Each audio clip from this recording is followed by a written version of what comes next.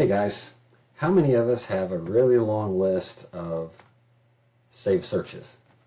Well, mine's not really very long, but if you've got a really long list of saved searches that you have to scroll and scroll and scroll, this Q-tip is for you. So what we're going to do today is show you how to organize these into folders. This Q-tip is super simple, super easy to do. So to separate them into folders, you're going to use the search tool. You won't be able to do this in the quick search or the complete search. You'll go to the search tool, and then on the left, expand this window so you can see all of your saved searches. We're going to be able to edit these and add like we do in the PDM templates, where you put a backslash in there to create subfolders. So we're going to create an engineering section. Underneath the engineering section, we're going to create a work assignment section. So we're going to create engineering backslash. That creates the first subfolder. It'll actually show up in the saved search list as a green folder. And then you can actually set up multiple subfolders for additional subfolders. I'm going to copy this so I don't end up mistyping it. I'm known for typos. And then you see the green folder shows up. Right, if you click on it, expand it, you now see there's a release. Let's go ahead and do the same here.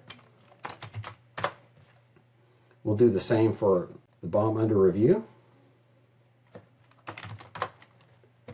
Now if you expand this engineering, you'll now see we've got these.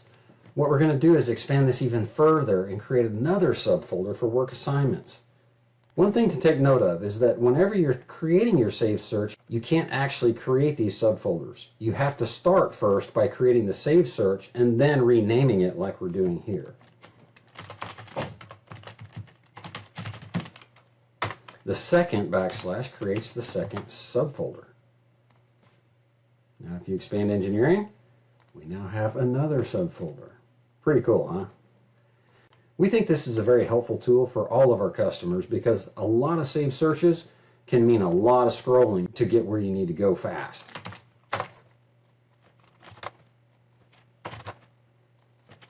Here we're going to create one called change requests. Now we have another category.